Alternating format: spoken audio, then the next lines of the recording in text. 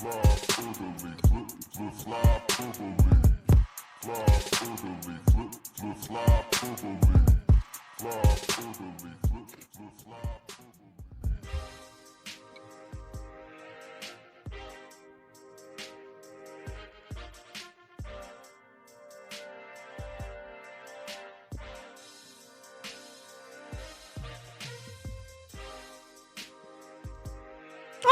hey, I didn't notice we were recording.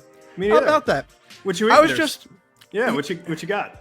I was just enjoying a nice bowl of Honey Nut Cheerios because I love breakfast food, and I love playing the theme song multiple times. That's but right. Yeah. As much as I love breakfast food, I love talking about breakfast food more. And since we're not quite at the draft, I figured maybe we could dedicate the entire episode to maybe just talking about cereals. You know, what are your favorite cereals? Let's talk about texture. Let's talk about milk to cereal ratio. I got Do a we question put for in you. the milk or the cereal first? This is all important stuff that we should be talking about instead of hockey. And I'm sure that all our friends on YouTube will love this. Actually, I have a question. You mentioned the milk or the cereal first, which the answer is always the cereal first. That's very much, you're on mute. But it is the answer. And if you say otherwise, you're a psycho and Yes. I'm scared of you. Yeah, no, me too. But here's actually a fun question for you, Steve. When you put your socks on, like, let's pretend you're going to the store. Do you go sock, shoe, shoe? Or do you go sock, shoe, shoe? So on one foot, you put your sock on, then your shoe. And then on the other foot, you put your sock on, then your shoe? Or do you I'm putting both socks on and then the shoes go on later. Yeah. That's exactly what I do. Because there are some people who exist that go sock, shoe, shoe. Excuse me? I think it's fucking crazy. That's like the only way that makes any sense to me is if you can't stand socks so much that you have to wait until you're putting the shoes on to put them on, because otherwise it doesn't make sense. Because like, I'll just wear the socks around the house a little bit, kick around, you know, blah, blah, blah. Like, you have to really hate socks to need to go sock, then shoe, sock, then shoe. It just seems inefficient to me as well. It does. Yeah, no, it seems like you're wasting time. And also, like, I'm a big sock appreciator. And Steve, now this may be controversial and you may look at me different after this, but I am a sock sleeper. I wear my socks when I sleep. I got no problem with that. Depends on the socks you're wearing. Like, I do it sometimes too. It really depends. But, you know, I'm also one of those people, like, I don't quite have gym jams, but like I have a set thing that I wear to sleep almost every night, where I have very specific shorts that I wear. Those silk and, like, PJs. I don't have silk PJs. Those I think lavender silk PJs that you love so much. Yeah, my lavender silk. I actually drape myself in velvet every night. Yeah. No, I wear I wear like very cottony, like natural fibers, and I try to wear a shirt that's like a cool base, I think it's called. I got it at Kohl's, which is a classy establishment. So I'm just trying to stay cozy and cool. But some nights I like socks, especially in the winter. You know, they have to be like very comfy, cozy socks, though. I keep my apartment at a comfortable like 67, 68 degrees. So like, and that's perfect. That is literally perfect sleeping temperature, because you're under the blanket. You're nice and cozy under there. You got your socks on, you know, like if it's over like 70 degrees and I'm trying to go to bed, I'm not sleeping. Yeah, I've been keeping the house warmer than I'd like this winter, just because my HVAC and my electric bill, and this is a whole ass house we're talking about, not just an apartment. Yeah. It was out of control last summer, and this summer has been horrible. Like, real swampy Philadelphia spring. It's not even summer yet. It's not summer for 2 more days, but I can't. But with all the fans I have going, I think we've been keeping it under 70 overall. But yeah, I like to keep it like 68. I would live in an ice cave year round if I could, if I'll be honest, for sleeping purposes. Because I like a blanket. I like a full blanket when I sleep. And by the way, I hope this is driving the haters and the losers nuts right now. Okay? I don't think about the haters or the losers, so I don't either. I only noticed because the comments were a bit much on one of the YouTube episodes recently, and apparently people did not like the breakfast talk. And guys, you must be new here, because this is a Flyperbole standard right here. Okay, going back to the Craig days. Yeah. This is how we do things around here. Okay. We start off with an icebreaker. We talk about weird shit for a little while. It's a lot of fun. We enjoy ourselves, and then we get into the hockey talk. So we just got to ease in to the hockey talk. All right. My favorite conversation to this day is when Craig opened up an episode way back when, talking about the amount of marinara that you receive on spaghetti at a dish at a restaurant, and still laugh hour about long. Yeah, that was like an hour long. Like, I struggle to say sidebar because it was like the main. It was the main feature. Yeah, yeah. So much like the marinara makes the spaghetti, it was the main course. Oh yes, very much. Well done. Yes. But yeah, I did pour a bowl of Cheerios specifically to troll just a little bit. But hey, if you enjoyed it, welcome to Flyperbole. It's good to have you here. We like to have some fun with our hockey stuff. But you know what? I think it's time to just dive on in to the old hockey stuff here, because we got a little bit to talk about, and we're gonna go. I have off today. I know you didn't, but I had off today. So I'm gonna go enjoy the rest of my day. But let's talk. Well, actually, before we get into the hockey, gotta plug the draft party, okay? Yes. Because that's coming up in just over a week. All right. Yeah. So Friday, June 27th, Chickies and Pete's, South Philly, same place as last year. It is a ticketed event this year, but tickets are only $5, guys. They're only $5, and they come with food. What more could you want? Wait, they come with food? Comes with food. Really? Yeah. The $5 ticket I don't know. comes with food? Yes. And I don't know especially which food it comes with, but look, it's Chickies. It's all pretty good, Doesn't matter, right? yeah. It's all good shit. I love Chickies. And like the other thing is the proceeds go to Snyder Hockey, who's awesome. Snyder Hockey helping people who just can't afford this damn beautiful, expensive game of ours play hockey. One of the great legacies of Ed Snyder there. Snyder Hockey is fantastic. We support our friends at Snyder Hockey whenever we can. We all have $5, okay? A cup of coffee costs more than $5 now. That's the old charity ads be like, for the cost of a cup of coffee each day, you can support.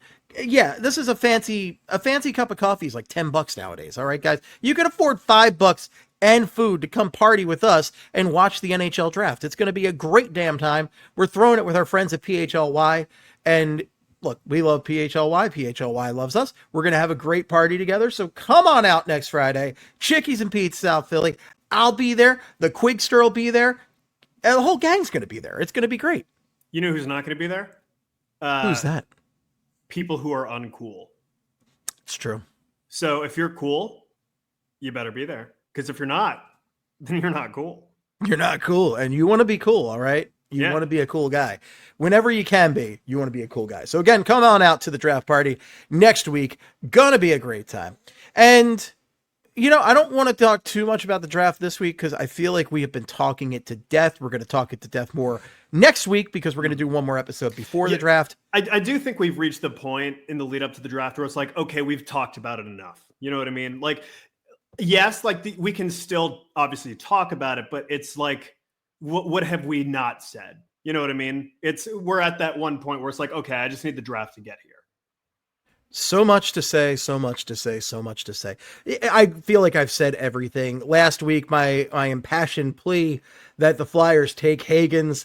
I feel a little better about who they might take after Danny Briere's press conference the other day because they really were honing in on all the things that my vibes felt like the Flyers were looking for. Smart players, playmakers, guys with ability. Like, as much as like, we kind of talked ourselves a little bit into Brady Martin, but not all the way because like I love the comps for Brady Martin. I think Brady Martin had a comp of Mike Richards and Sam Bennett the other day, which is, don't get me wrong. If you're trying to win a Stanley Cup, those are guys you want on your team, right?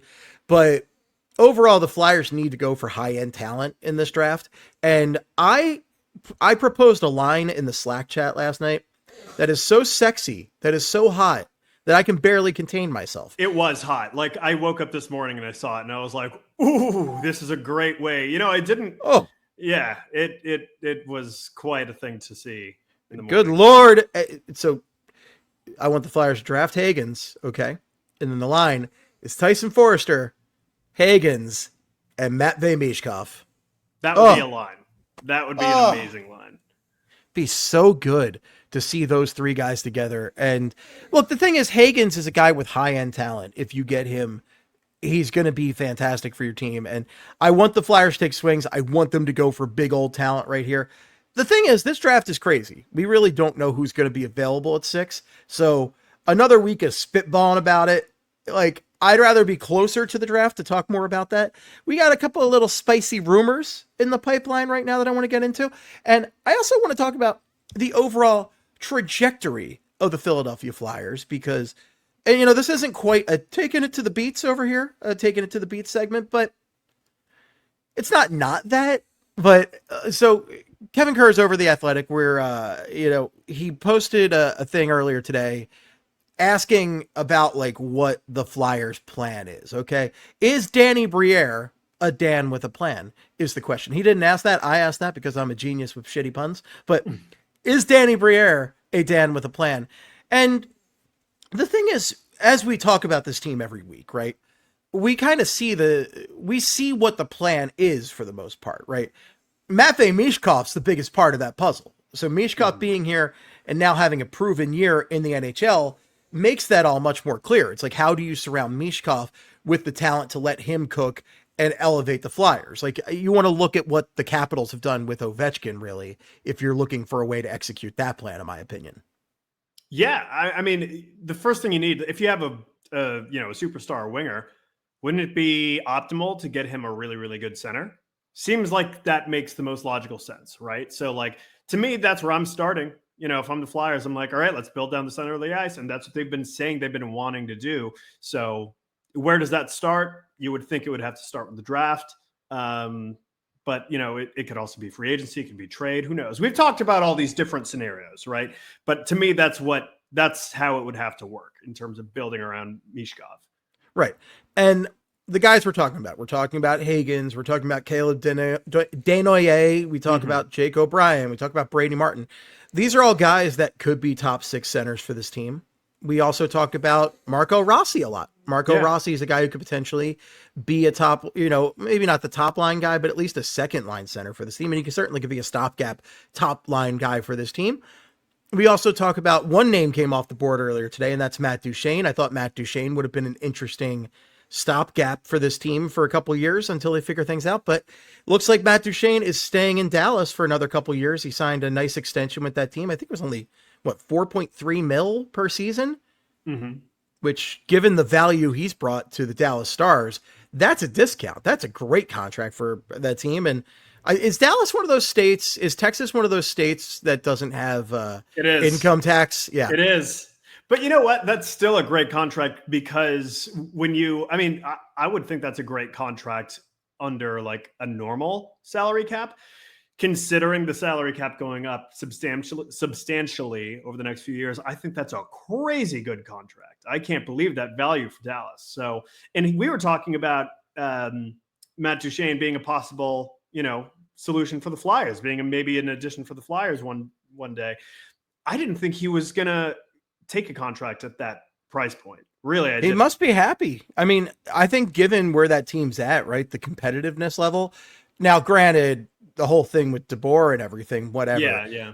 That's still a stacked team, especially if they don't make a foolish decision and trade Robertson away. Trading Robertson away changes the opinion of that entirely. But if they don't trade Robertson away, that's just a stacked team for years to come because they're so young. They have a great goaltender in Ottinger, despite what Peter DeBoers might think. And I mean, just look at, he was a point per game player this past season, 82 points in 82 games, 30 goals, 52 assists.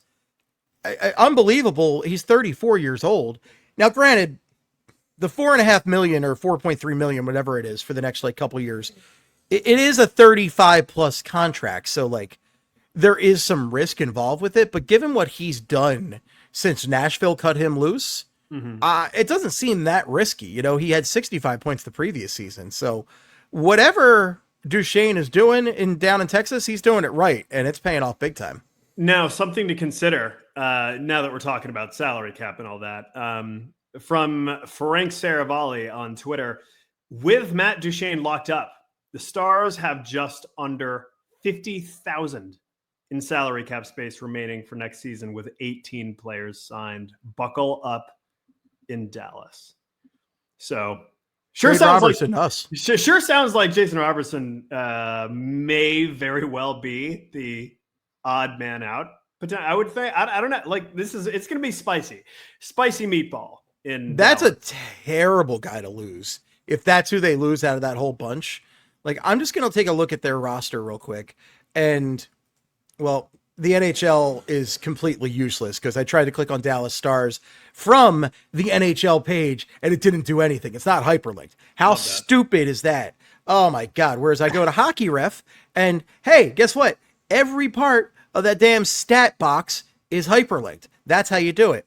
But looking at this roster, right? Jason Robertson was their number 2 scorer this year behind Matt Duchene. He had 80 points in 82 games. Fantastic year. Wyatt Johnson was number 3. They locked him down. That was smart because I think the Flyers are definitely going to offer sheet his ass if he had made it out there, but he didn't. So good. Ropa Hentz had 67 points. So those are all guys you want to keep around, right? But like Robertson is all of a sudden the guy talked about potentially being out there. He was 34th in Lady Bing voting. Okay. You can't just trade away a guy who's 34th in Lady Bing voting, an award that the Flyers will never win, by the way. Yeah. You have to have kind people on your hockey team. Don't you know that, Steve? It's true. If they don't help old ladies through crosswalks, what are we doing here? Yeah, man. Like, listen, if someone drops their stick, you got to give it back to them. You got to give it. You can't just kick it into the corner. No. And then cross-check them in the face with your own stick. No. Like Mike Richards or Sam Bennett would do. You got to pick it up, give it to them, and then apologize nicely. Yeah, just apologize very nicely. No, that's it. We don't want those kind of guys here, but I would take Jason Robertson in a heartbeat. Jason Robertson's awesome. They should not trade him away. But hey, if they do, as long as they don't trade him to like the Devils or the Penguins or something, that's fine. That would probably suck real bad if that were to happen. I would hate that quite a lot. But and honestly, like, let's be real, the Flyers probably aren't going to be getting a Jason Robertson. Like, I would think, like we were saying, center's like kind of their number 1 priority. And that's not to say that they're not going to go after a wing, but like, I do feel like they are stocked enough at wing where it just doesn't make sense. It wouldn't. It doesn't. Resource allocation, it wouldn't make sense to go get Jason Robertson. Would it be cool? Sure as shit. Yeah. Does it make sense? Not really. No, not at all. I mean, you're talking like Mishkov's already your top 6 guy of the forward. Travis Konechny fits in so well. And I guess that was one of the points that Kersey was trying to make with that article is you've got Travis Konechny in his prime right now. You've got Sanheim in his prime right now. Like, how do they fit into the puzzle? Mm-hmm. And I've always seen Konechny as kind of like a guy to kind of guide you through these times while providing the fans with something to watch, right? Like, he keeps you afloat, he keeps the team competitive, and he helps guide along. The thing is, depending on what they do this offseason, and this I don't think is the offseason, I think next season is the offseason, but they could make some moves that put them in a position to potentially make the playoffs this coming season. Like, I think this coming season is, if we make the playoffs, cool, but we're not expecting to make the playoffs. Yeah. And the following season is, we need to make the playoffs. We need to kick some ass and take some names. And, you know, the one thing I would maybe take umbrage with is like Kurz was kind of writing like this was a very tall task to make the playoffs in 2 years. Did we see some of the teams that made the playoffs this year? There were some trash teams in the running up until the last day of the season this past season. And if we're looking at the standings right now, right? I'm looking it over. You've got like Detroit almost made it. Okay. Mm-hmm. Detroit ain't that much better than the Flyers. All right. They got Sider. I love Sider. They got Larkin, but like Detroit ain't that great. All right. Columbus was in the running. Columbus. All right. I like a lot of pieces on that team. Columbus ain't that much better. Yeah, they're not. Yeah. The Rangers, who are trash and are going down the tube very nicely. And by the way, good riddance to Chris Kreider. I will not miss you. I swear to God, he scored 1 million goals against the Flyers in his career. I feel like he is going to be really good in Anaheim. I don't know why I think that, but I feel it. He is playing with known scumbag Cutter Gauthier, so it's true. Yeah. Oh man, I hope they're miserable together. The Ducks are such a hate-worthy team all of a sudden. Between Gauthier Joel Quenneville, ugh. And now Kreider, who honestly, I don't really have a problem Kreider's with Kreider not a outside bad of being a guy. Ranger. Yeah, I was gonna say like he's not a bad dude. He's just an annoying player. But as a Flyers fan, who he's been scoring goals against the Flyers since what 2011 forever. Yeah. No, I hate his guts, but I don't have like a personal problem with him. Let's see. I got the numbers up. He only scored 18 goals against the Flyers in his career. That's shocking to me. Yeah, I'm very surprised about that. 18 goals in 45 games, 27 points overall. You know what? He was not much of a Flyers killer. I thought it would be way worse. He's not as much of a Flyers killer as Mika Zibanejad, who might also be on the move at some point here. Ooh, I want him gone so bad. I mean, he is so bad. He was not good this past season.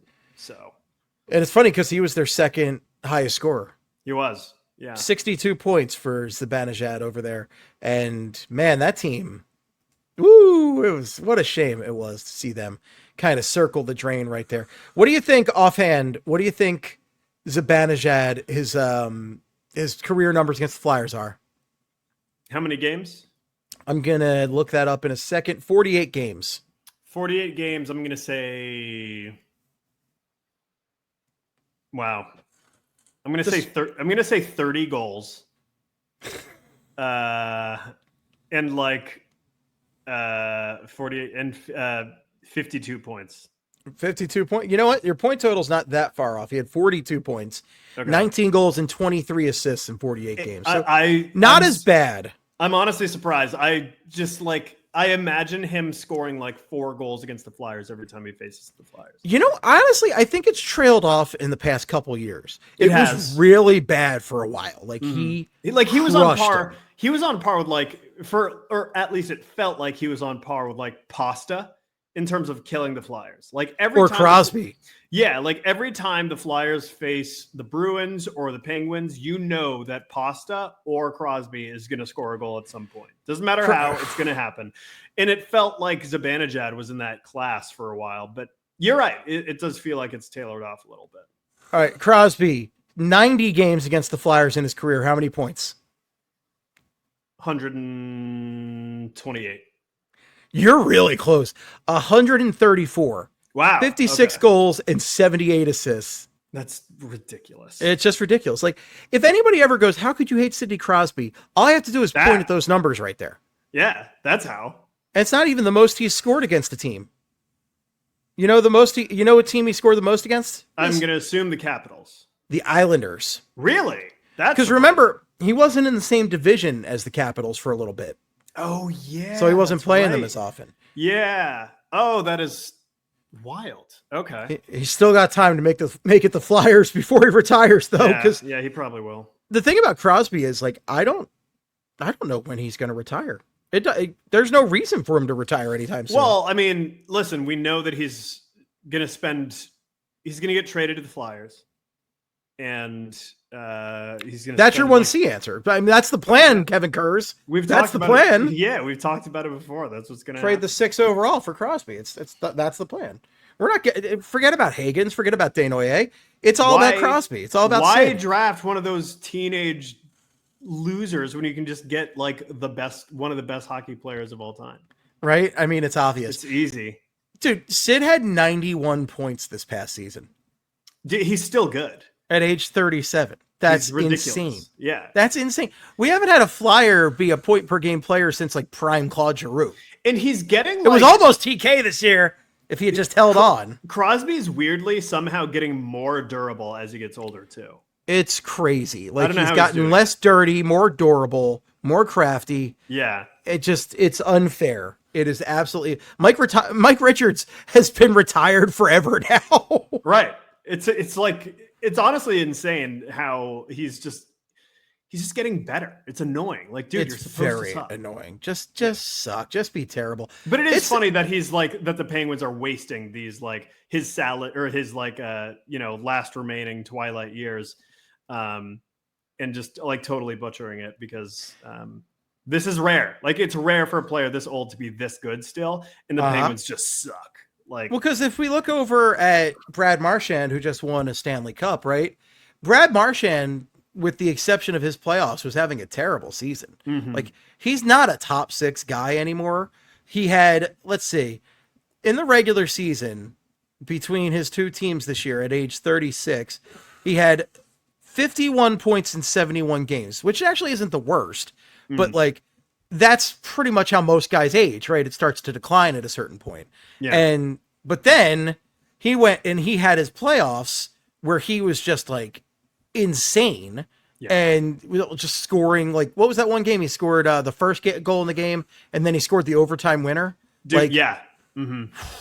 Man, Marchand basically got him paid. Yeah. Got himself paid for free agency with just his postseason. He is a dog. And honestly, man, I was rooting for him to win the Conn Smythe. I knew it was probably going to go to Sam Bennett, but I wanted it to go to Brad Marchand so bad. I thought he was awesome. And dude, like, I think we've talked about this before. Brad Marchand, do you feel like he's taking a little bit of a face turn here? Like, I like him a lot now. He hasn't licked anybody in a while. I used to hate Brad Marchand, and I fucking love him now. I think he's awesome. He hasn't licked anybody in a while. I always think my perception of him changed when I heard what he did with Jimmy Hayes' son, right? Yeah, yeah. After Jimmy passed, and we had all the stories about Kevin and his nephew and everything. And I think it was Kevin Hayes who talked about how vital Brad Marchand was with the family and how great he was with everything following that. And that really like put him in a different light for me. But I'm on Brad Marchand's Hockey Reference page. You know how there's all the nicknames up there? Yeah. He has more than I've ever seen in my life. Really? He has Little Ball of Hate, Marshy, Noseface Killa, Squirrel, Rat, Tomahawk, Brat, Bad Brad, Marshmont, Honey Badger, Precious Little Angel. A lot of those names aren't real. They have to not be. I don't know where do they come from? Yeah, who puts them in there? I got to interview somebody from Hockey Reference about this. Like, where do these names come from? Because some of them are nobody has ever called him Bad Brad except maybe Jack Edwards. Right? Maybe Jack Edwards, because he's terrible. He's such a hack. I will say I feel bad for Jack Edwards because you know about like his condition, right? Oh, I forgot about that. Yeah, that like sucks. Yeah, I feel bad. All right, and they didn't even know what it is. So, yeah, sad. It is sad, but he also not to be a jerk, but he also sucks. Yeah. Sorry, he's got some of the worst takes I've ever heard in my life. But yeah, he got himself paid. Sam Bennett's going to get paid from that Stanley Cup because he won the Conn Smythe. I think he's staying in Florida. You think he's staying? Yeah. Another tax-free contract right there? Yeah. I mean, why break it up? You know, like, why leave? If you're Sam Bennett and if you want to win a cup, you're going to get a pay raise. Like, is it going to be as big a pay raise as you want? No, but like... I think it depends on two things. It depends on how much of a pay raise you want and how important that is to you. Look at certain members of the Eagles who went elsewhere after the Super Bowl victory, right? And then you also have to think about, does he want to be like more of the star of the show if he goes somewhere else? Like, does he want to be a bigger presence? And I don't know the answers to that. I guess we're going to find out if he stays with Florida. The thing is, though, if he does go somewhere, like I've heard Toronto in the running for both him and Marchand, because Toronto wants that gritty guy to get them over the top, right? But like, if he goes to Toronto, he's still going to be second banana because you've got Austin Matthews there, right? You have Nylander there. Like, you have just like legit superstars. So you're still going to be second banana, but I guess it depends. Where's Sam Bennett from? Is he He's from Canada. He's from Canada. So he also, maybe he wants to go home. Good. Maybe he wants to pull John Tavares and not win anything for Toronto in his Leafs PJs. When you've been to the Stanley Cup for 3 straight years, and you're living in, Fort Lauderdale. It's beautiful weather. Sucks. A beautiful weather. Swamp ass city is what I call it. People love that weather down there. I prefer less humid and hot, but people do love that. It's like 97% humidity outside in Philadelphia today. All right. I went outside for 10 minutes. I'm like, I've had enough. It stinks. I don't like it. I'm good on the Florida weather. I hate Florida. But yeah, I mean, maybe he likes it. I don't know. But he's from Holland Landing in Ontario, which I don't know Canadian cities. So where the hell is this? So I don't know if he's a nearby. Oh, it's nearby Tirana. It's real near Tirana. So maybe he wants to go home. Maybe. Who knows? That would be funny because that would be a very Leafs thing to do, is overpay a guy so much money. And then he goes there and he's not nearly as good. Like that would be amazing. I would love that. Oh, it'd be great. It'd be great. If he stays in Florida, though, it's a very smart move for him. They could win the cup again next year. I would not be surprised by that. He's got a great role in that team. It makes sense for him to stay there. But if he goes free agency, I think he's going to get paid for all those intangibles. I think so. Yeah. But yeah. Again, I'm expecting him to stay. I really am. Yeah. So. Well, those are two guys the Flyers aren't in on. Okay. We're talking the Flyers plan. It's not those guys. Now, one guy we saw a rumor pop up for earlier today is an interesting name that I'm not as familiar with, but I've seen some of his work and it's hard hitting to say the least. Alexander Romanov, who is with the New York Islanders, per Stefan Rosner, mentioned that Romanov could be moved, maybe potentially at the draft or something like that. And he mentioned the Bruins and the Flyers as potential landing spots there.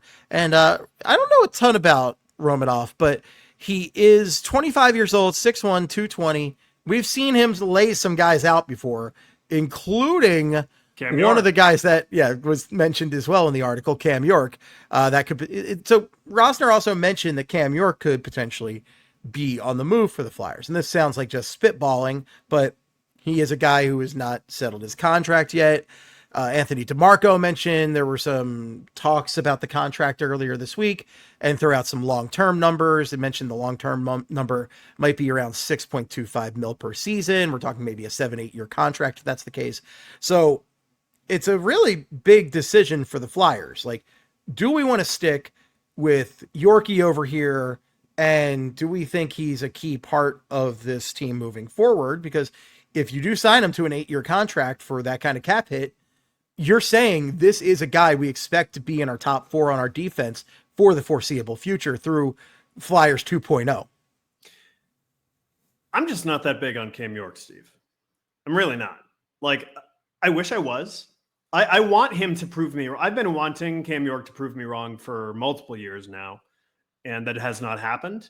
And I'm just like waiting patiently for him to reach that next level. And at this point, I just don't have that much confidence that there is a next level for him. I just kind of am wondering now, is this just what he is? And if this is just what he is, then sure. Yeah. I think he's expendable. And, one of the numbers that that Anthony DeMarco threw out was, 6.25 mil AAV.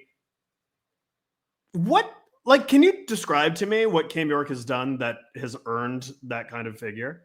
I don't think that figure's that outrageous. You and I are differing on how much this cap hit means. Cause I think that's just going to cap's going up. Give me a second. Even without the cap going up, right? Like this is around what Travis Sanheim's making, right? So I feel like that's just kind of like what you pay for a top 4 defenseman.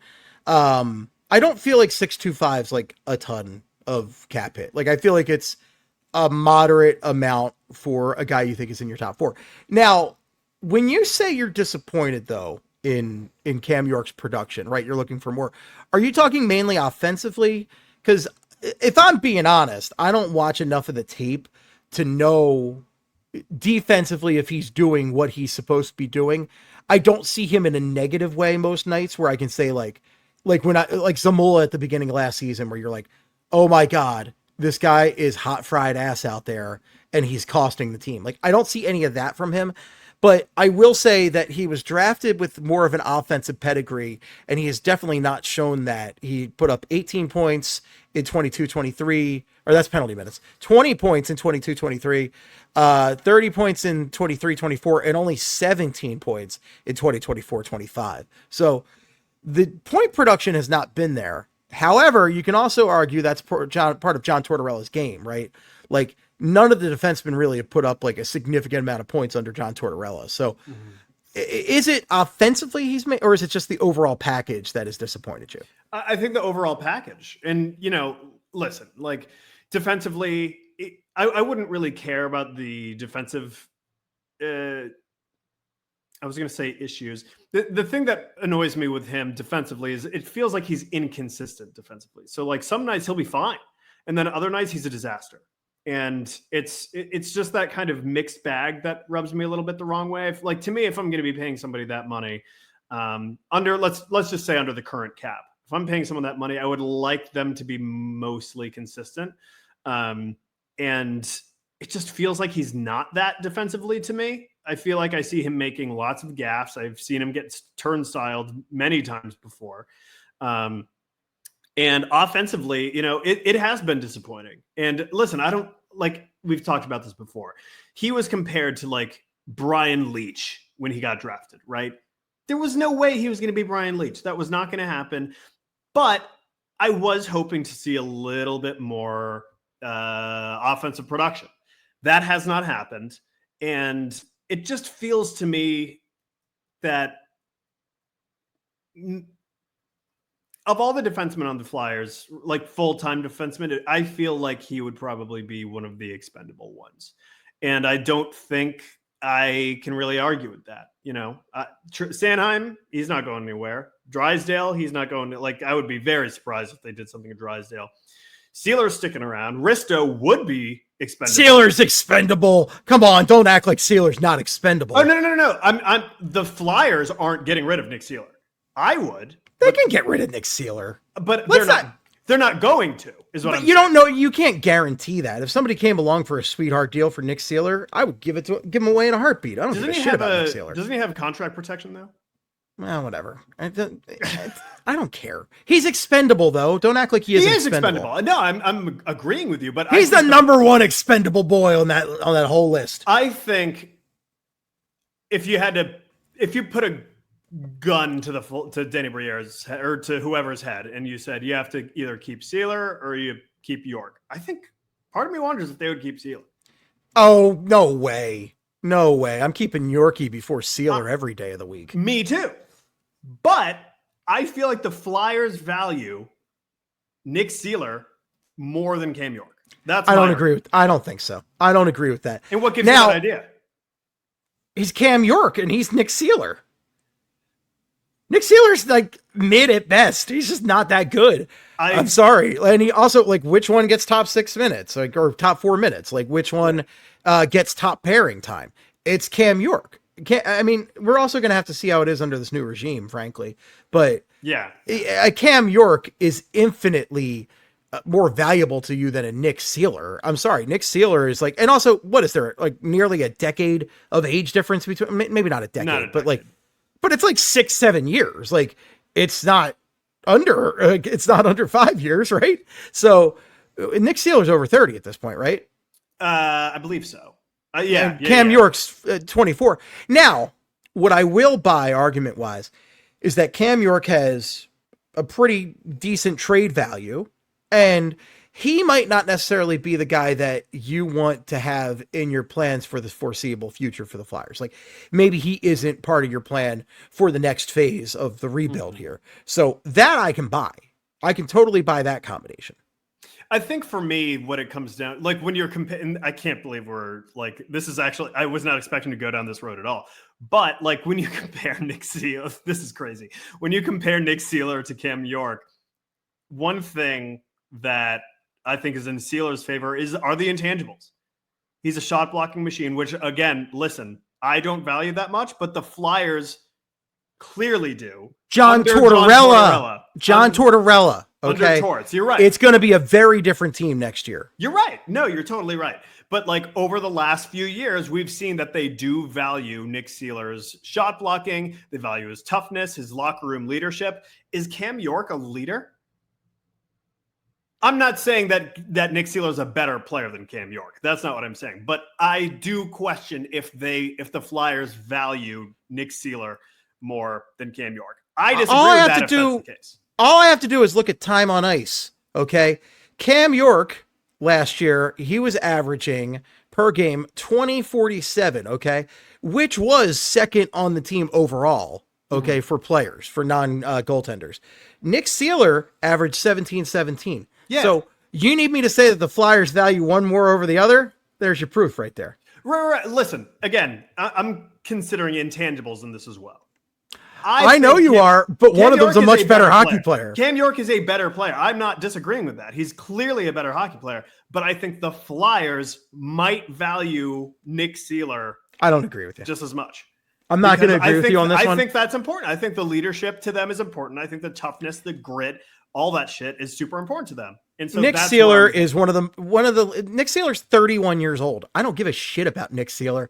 I think the Flyers know he's a fine player, but he's not. The thing is, you have to decide if Cam York is a core part of this team, right? That's the big decision here. And you can argue that he's not a core part of this team. I think one of the big things about Cam York right now that I'm thinking about talking about this is his conflicts with John Tortorella last season, because whatever happened when the week Tortorella got fired, he got into a big scuffle with Tortsy, and he crossed the line to the point that they played a game down a defenseman in the game while he just sat on the bench and didn't do shit, which is insane. Okay. Never seen anything like that. He just sat on the bench and they didn't have another guy to fill his spot. It was ridiculous.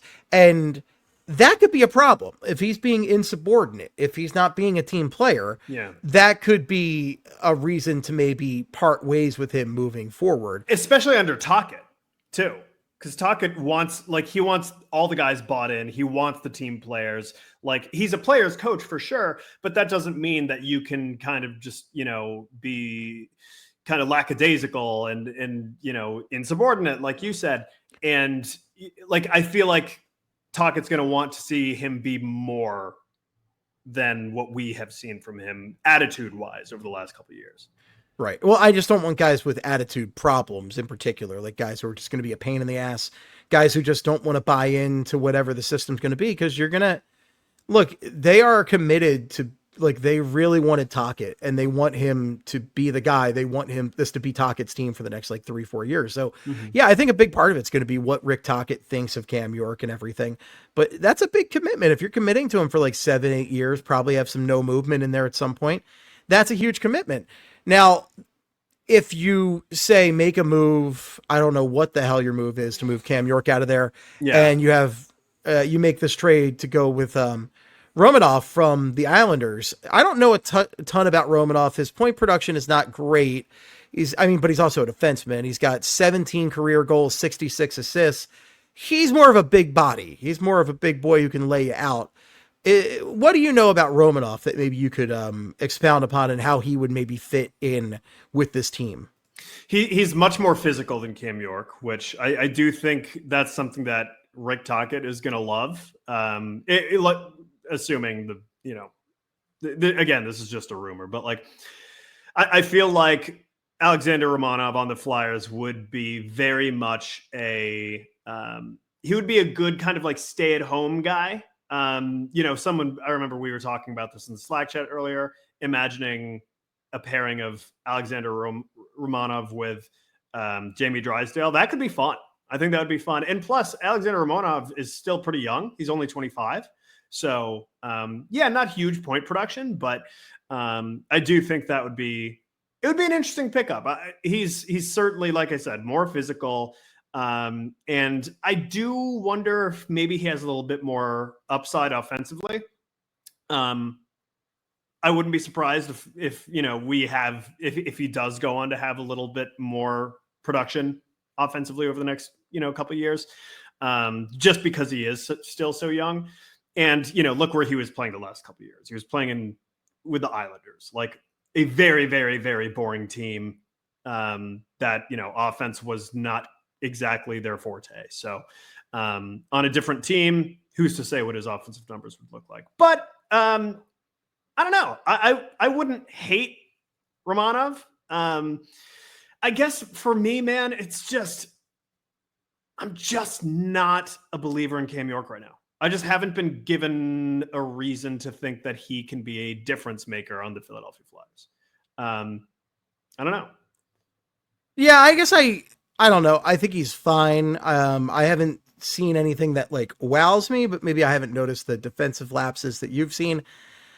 But yeah, I'm intrigued by what York would look like under a different head coach, because I know he had problems with Torch from the start.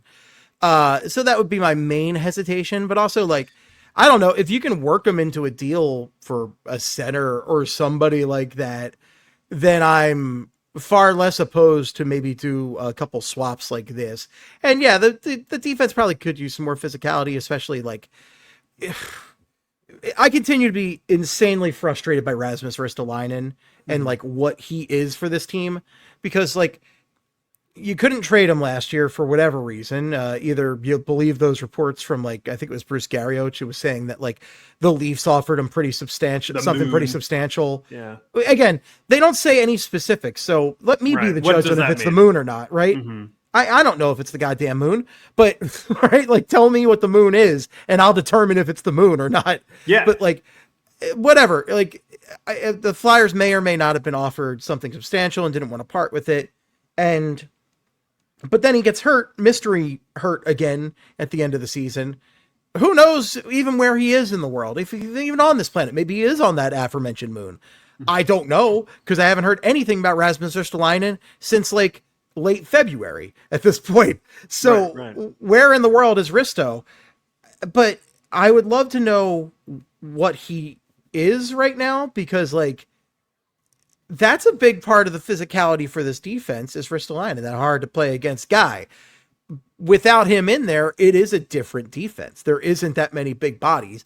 Without Ristolainen, your most physical guys are Nick Seeler and maybe Travis Sanheim. And Travis Sanheim ain't that physical. He's a large boy, but like he ain't that necessarily like the most physical guy. Seeler's a very physical player. Seeler will lay guys out. Seeler is a tough guy to play, an actual tough guy to play against, right? Like I wouldn't want to play against Nick Seeler. He'll punch me square in the face. But Ristolainen was having a good season before, again, he just disappeared.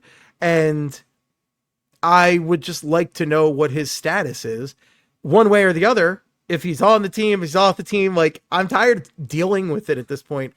This guy, Romanov, however the hell you pronounce it, he's 25 years old, right? And he could be, if he's playing a more physical game, he could be that key physical guy in the defense for years to come at this point. So it's an intriguing move if it's something that the Flyers explore. Speaking of disappearing, did you just disappear? And did I just disappear from your computer feed?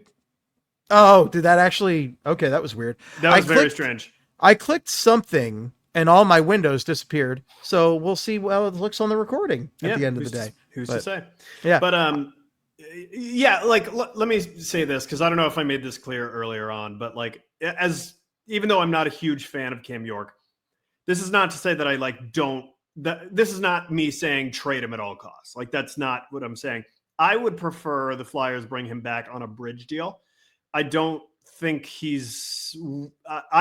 don't think he's worth a contract of, with a $6 million AAV. I really don't. I would prefer them go bridge again with him, because I think we need to see how he performs under Rick Tocchet. I would like to see that before committing long-term to him. I do not want to go give him a contract in term, because I feel like there's still just so many unanswered questions with Cam York. I don't even know exactly what he is. He kind of reminds me of like almost a little bit of a defense version of Morgan Frost, where it's like, okay, what are you? Like, oh, come on, that's just unfair right there. Well, what even was Morgan Frost? But Morgan Frost, see, I feel like you're comparing apples and oranges right there, because Morgan Frost, it is hard, but Morgan Frost was a guy who should have been a top 6 forward on this team and should have been putting up a lot more points.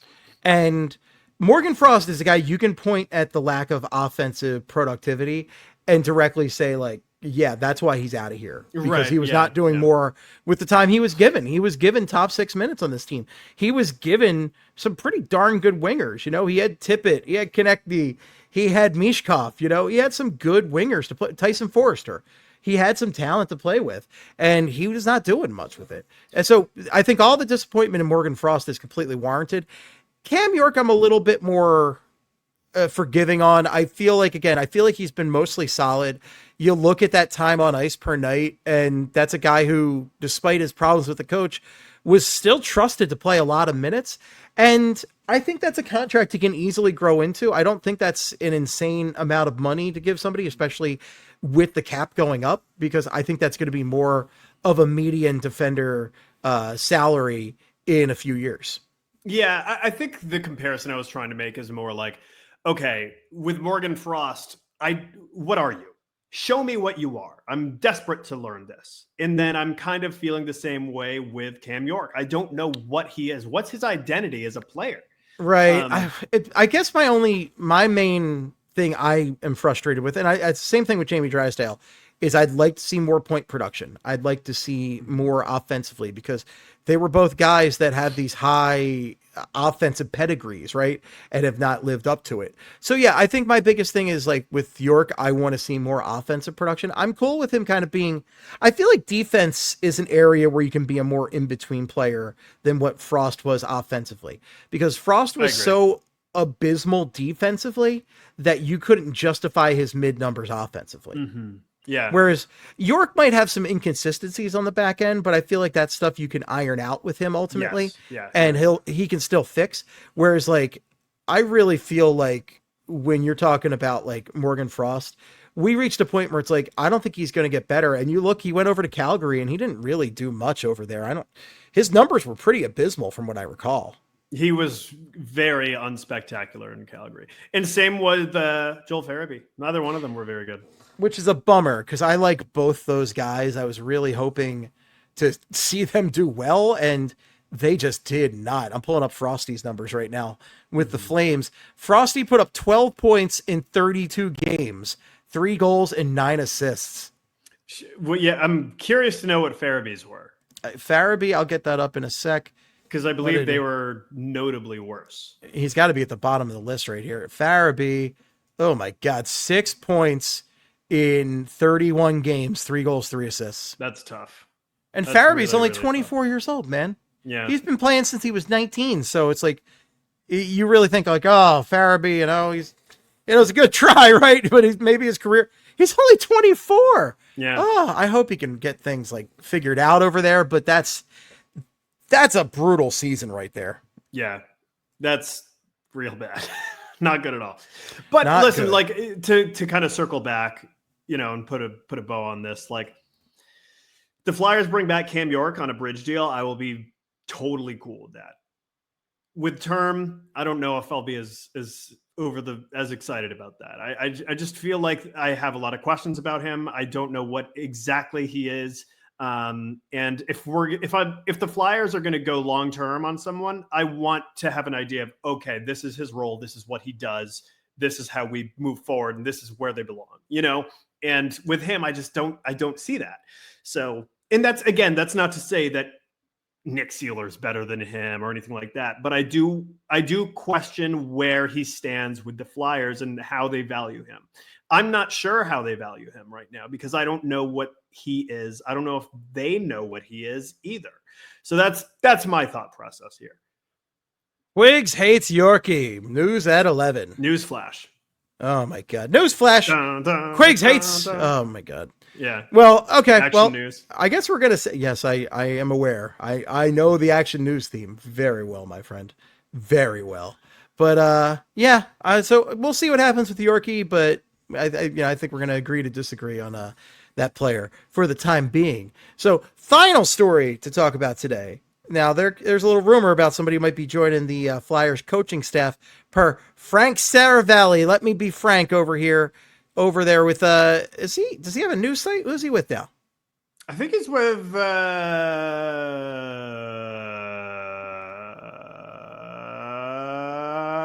Daily Faceoff. Yeah, I thought he was leaving Obviously. Daily Faceoff. Oh, is he? Oh, I have no idea. I thought I remember hearing that, but yeah, who knows? Who cares? Frank Saravalli. It's funny though, because like he was part of the Philly hockey scene because he started with the Daily News. Yeah. Here. So yeah, I guess he's still with Daily Faceoff, but I remember hearing something like he was leaving or something. Who the hell knows? Yeah. But regardless, Frank was reporting earlier today. Sounds like Flyers have made progress on adding Todd Reirden to the bench to fill out Rick Tockett's new staff. Reirden has spent his entire NHL coaching career in the Metropolitan Division. And as per your notes here, Quigley, he was the Capitals head coach from 2018-19 to 19-20. What a long period of time. 89, 46, and 16 as Caps head coach. Any strong thoughts on Todd Reirden? Because I kind of forgot who he was. Not really. I have nothing. I mean, he won the Metro in both of his years as the Capitals head coach. So that's kind of cool. He went to the playoffs both years and lost. Oh, he's the bald guy. Both times. Yeah. So he's the guy that took over after Barry Trotz left. Wow. And now there's a fun little trivia question I want to ask you here, Steve, because upon doing research on this man, Todd Reirden, he did play in the NHL. He played for several teams, the Phoenix Coyotes, the Atlanta Thrashers, the Blues, the Oilers. Something I noticed, he also played in the ECHL at a time. Would you like to know the name? And you may know this already, but this is news to me. During the 1995-96 ECHL season, he played for a team called the Jacksonville Lizard Kings. The Lizard Kings, Jim Morrison's favorite hockey team? I was going to say, that sounds to me like a Jim Morrison, The Doors-inspired team name. So It's got to be. Maybe did Paul Felton from the Wild, did he name that team? Maybe. Paul Fenton. Because like Paul Fenton, that's it. Yeah, Paul Fenton, one of Craig's favorites, who he described like a player as like having lizard-like abilities. Yeah, Zuccarello. It was so weird. But the Lizard Kings. I am the Lizard King. He played for the Jacksonville Lizard Kings during the 95-96 season, and in 15 games with the Lizard Kings, he scored 1 goal and 11 points. Wow, what a number. So, right there. It's pretty sick. That is pretty sick right there. But so now this man, this former Lizard King, is now on the former Flyers. Lizard. He surely was a king of lizards over there. Did I say Flyers head coach? He's a Flyers assistant. I don't know what you said. It doesn't matter. He's not the Flyers head coach. We all know. I always think also of Lisa Simpson from the Duff Gardens episode doing Jim Morrison parody there going, I am the Lizard Queen. There you go. Yeah. Yes. Jim Morrison, of course, the lead singer of The Doors, who declared himself the Lizard King before. So there you go. Famously. But so he's now on the Flyers coaching staff, according to Frank Saravalli. He's hot, he's sexy, and he's dead. And Jim Morrison, correct. Jim Morrison. Yeah. Frank Saravalli. No. Yeah. I thought you were talking about Frank for a second. And then he said the dead part. Breaking news. Sexy man, Frank Saravalli.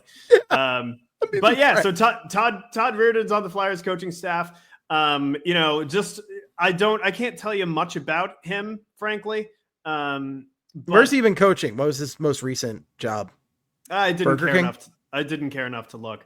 But guess I got to do all the research around here. So he is just responding to Frank's tweet on the internet. One person says, "R.I.P. Flyers power play," which great. I don't think he's going to be running the power play because I believe the Czech guy that the Flyers hired, who's like who was the skills coach for Vancouver, I feel like he's going to be doing the power play. So I don't know. He was with Pittsburgh most recently. Okay, he was an assistant in Pittsburgh. Yeah. He's been with Pittsburgh for the past 4 years, but they haven't given him any talent. I don't know shit about this guy. Assistant coaches are always weird. Also, you say RIP Flyers power play. Have they been alive at any point in the past decade? They're the 32nd, literally the worst. Or what does Bill Matz always say? The 34th Frank power play over the past or 33rd. Yeah. They're the worst. Okay. It's a horrible power play. There's frankly nowhere to go but up. It's horrendous. So look, I don't feel great about, but none of assistant coaches. Look, we're going to see what happens. We've got to just trust in Matvei Mishkov, and hopefully Danny and co can surround him with some damn talent. Higgins, and we can go from there. I'm not going to lose my shit over an assistant head coach. I'm really not. So lots of things to lose my shit over. This ain't one of them. Yeah, Pennsburg, our old colleagues over at Pennsburg. Oh, are they still on SB Nation? Still at old SB Nation. They say, they quote tweet and say, Christmas has come early. Please make him coach the power play. It can't get worse. It can't get worse.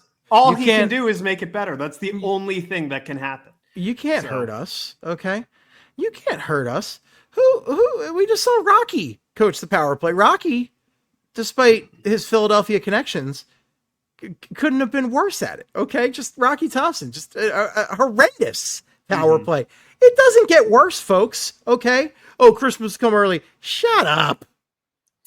Let's see. What it's there's a few other things going on here. Let's see. This is actually funny. Someone says, please, he better not fuck up the power play. Dog. Again. It's been fucked up. Fucked up. You can't mess it up anymore. So you're asking oh man, could they murder that corpse? I don't know what this guy's exact role is going to be. Who cares? He's here. So he's here. According to Frank Sarabali. Yeah, I don't know. I get exhausted with assistant coach talk, especially strong takes on assistant coaches. All right, I do feel like people are much more kind of interested in assistant coaches now because Brad Shaw was so good and because he played such an important role under Torts. And now that he's gone, people are like, we better find the next Brad Shaw. And people are just going to say what they're going to say about whoever the Flyers bring in as assistants. So I think if anyone's enraged by this hire, I think that's the enragement is overblown. Back in our dad's days, do you think they knew who the assistant coaches were probably on the not. team? Probably not. I would think. What they had to do? They had to get they had to buy either the media guide or a program at the game and flip through that an actual book or magazine and say oh, I didn't realize that this guy who played 10 years ago was the assistant coach now. And now we're I know exactly where the assistant coach lives. I know his philosophy on everything. And it's too much, guys. It's too much. Our parents didn't know this and they were better off for it. Let's just can we not know who the assistant coaches are? Can we just get rid of that knowledge? If you have a good head coach, chances are an assistant coach is not going to tank or make your team. So yeah, it's look. It all comes down to talk it. It all comes down to talk it, and it comes down to whoever the hell they bring in the next season or two to support Matvei Mishkov and Travis Konechny. That's what it comes down to. Those are the big intangibles for me. And this is going to be Tocchet's team. We're going to see how they flow. And you could get Vancouver Tocchet. You could get Tampa Bay Tocchet. I don't know what the hell's going to happen. But I'm excited to watch some actual hockey. And yes, I'm talking about something months from now.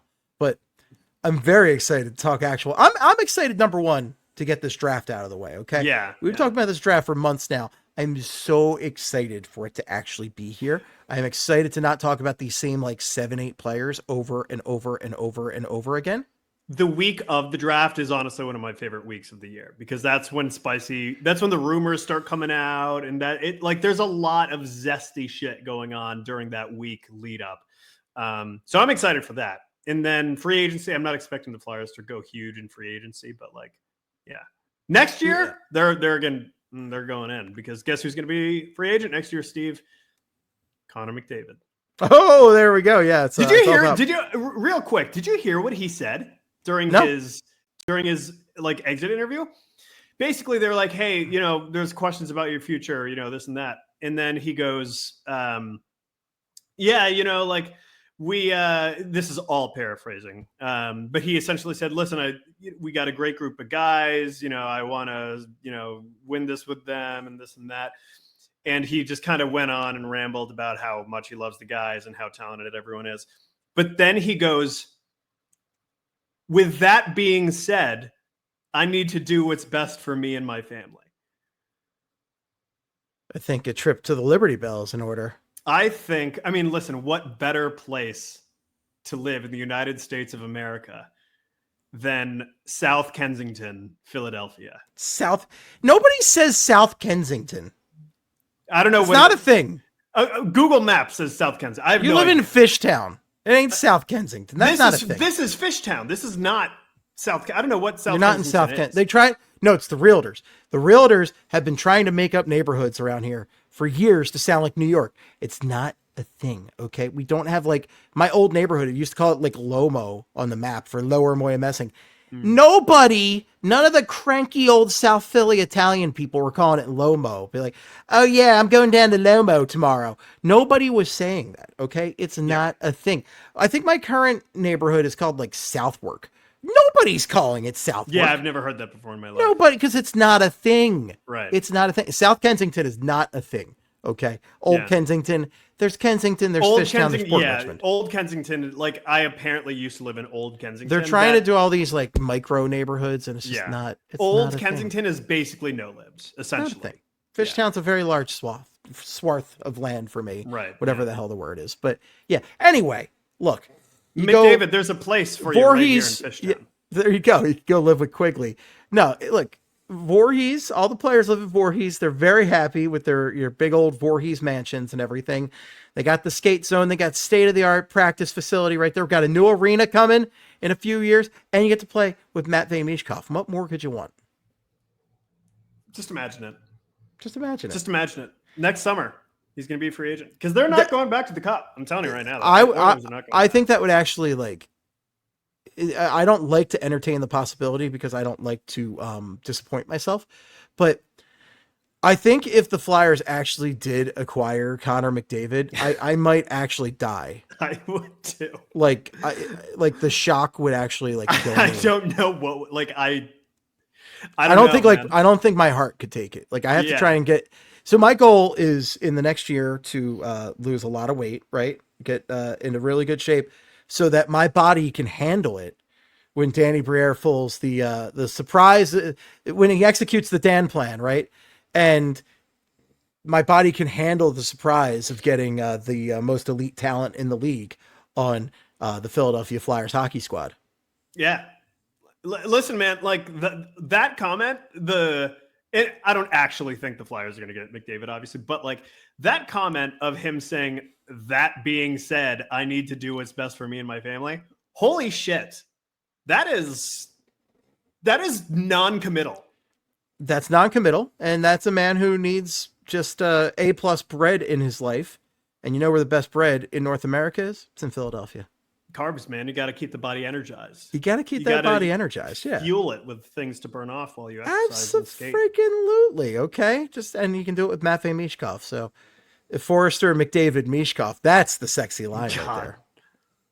We're getting crazy. Okay. It's legit lunacy because it will never, ever happen. Yeah. And as a Flyers fan, I can't expect good things to happen because as the Flyers, that's how I survived this long, is expecting the worst and then not being surprised when something worse than that happens. Yeah, no. I mean, pretty much. Yeah. So it's a expect the worst, hope for the best type thing. So yeah, that's life. It's just so much fun right here. That's life.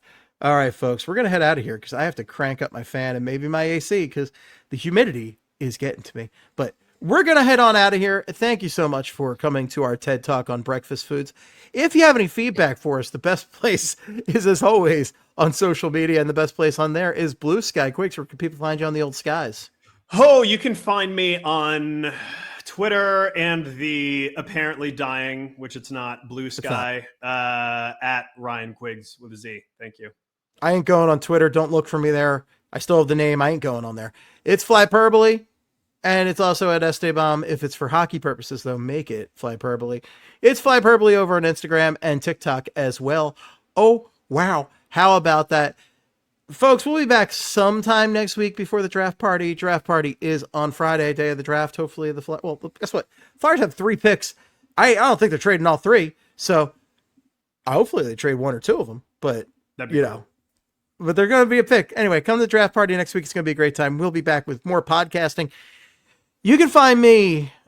I'm probably going to be doing a couple more things, but we should have a Flape early at some point next week for y'all. So that'll be fun. And then I might be doing some draft preview 101 stuff with BSH. We'll see. I'm on PHLY tomorrow with Bill Matz. Check that out. And I swear there was like another thing I was going to do. I don't know. There's a lot going on. But check the YouTube channel. Check your streamer of choice, be it Spotify, Apple Podcasts, Audio Trough, 3 Men in a Podcast, whatever it might be. Check it all out. We got a lot of Tangy Tent coming out. If you're on YouTube, be sure to give this a like and a picture of a pancake in the comments. All right, how about that? We're going to head out. I'm getting loopy. We love you all. And until next time, in the words of the great Gene Hart, good night and good hockey. Wow, wow, wow, wow, wow, wow, wow, wow, wow, wow.